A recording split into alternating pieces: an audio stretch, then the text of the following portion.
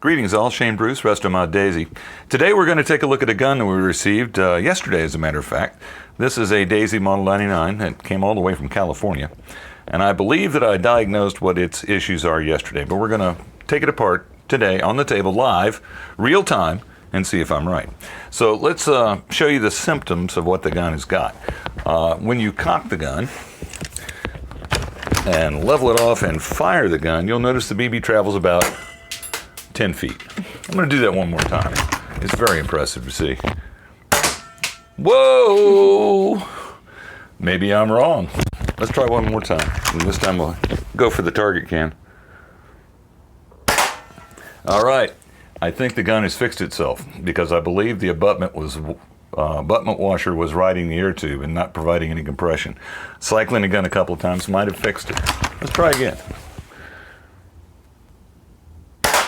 Well, that was a record fast repair, but we're still going to take it apart anyway so I could show you what we would have done to it.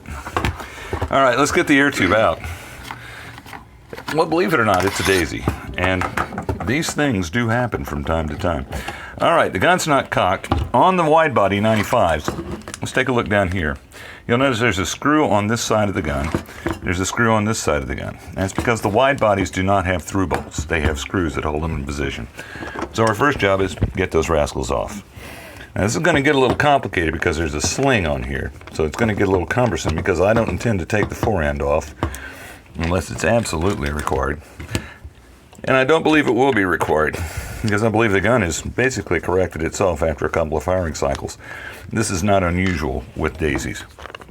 So take the two stock screws out. They're not bolts now. Then take the top stock screw out.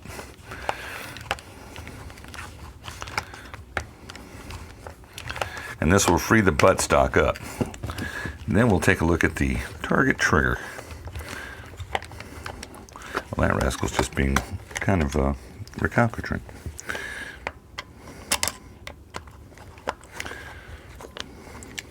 Looks like it's on a collision course, but we'll get it out of there.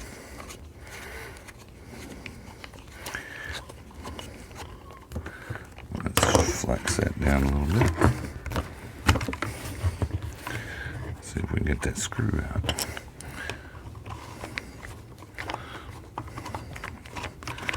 That's a long one. Anyway, when you're knocking parts apart, if you've got enough bench space, put them someplace where you won't forget them. Now, just slide the buttstock out. You'll notice on this target trigger Daisy that there is no screw that comes out of the buttstock because it doesn't use that type of system. And you'll notice that's a pretty convoluted cut. Anyway, we're going to lay this off to the side and we're going to proceed to the next phase, which in this case is pulling the lever. All right, we have a nut on the back side. So let me grab a tool for that.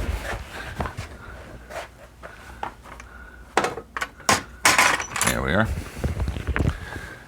Now we're going to pull this small 8mm 5/16 nut out of here if we can get it out. No, it's going to be a complaint because I need to get that real narrow. There we go. Normally you'll need a narrow wall nut driver for this job because Daisy didn't give you a whole lot of room to work on. So get that out of the way. Get out of there.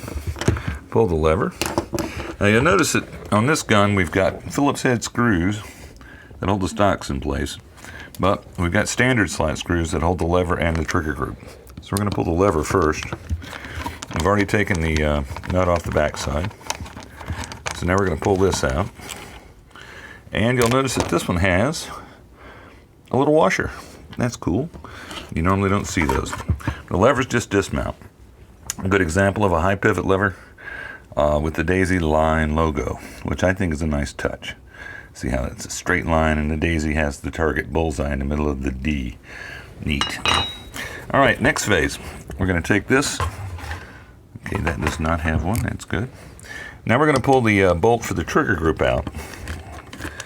And this trigger is much different from what you normally see in a Daisy. This is their target trigger. And it's an all-metal assembly. Could be a little complainy to get out. Typically you have to spread the backside.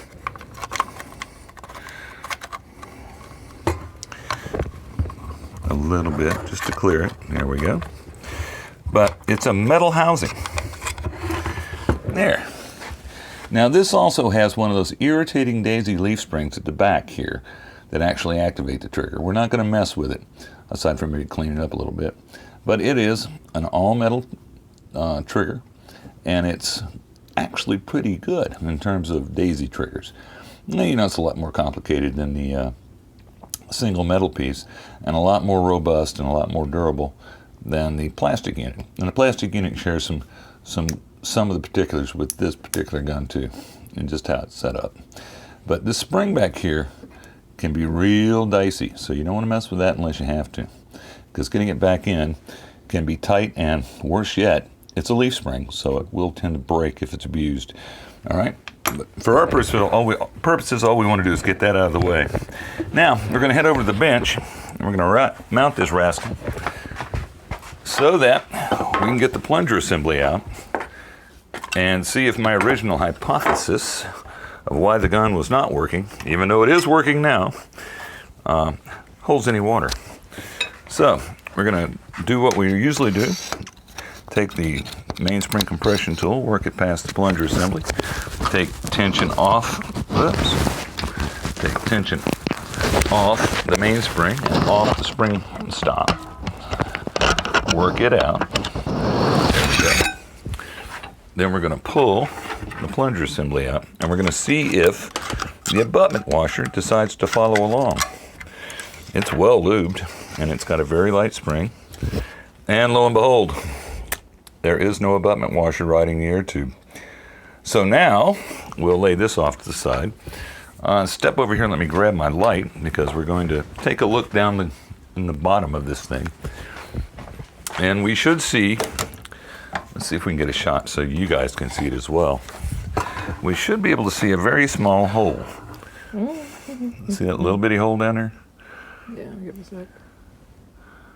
Okay, that tiny little hole means the abutment washer is in place, which means this gun doesn't have any problems at the moment. So what we'll do is we will squirt a little oil in there, wipe down a couple of things, and put it all back together, and I believe the gun is magically repaired. These things happen in Daisyland from time to time. Well, kids, I'm not going to bore you with the reassembly process because it's just the opposite of the disassembly process. And I had hoped that the abutment washer was riding on this air tube, because the symptoms the gun was exhibiting, well, you know, while I've got it apart, I think I'm going to piddle around with it a bit, because that is a little stiffer spring than I'd expect to see in a Model 99. Well, anyway, we've got the gun apart. You saw how we did that.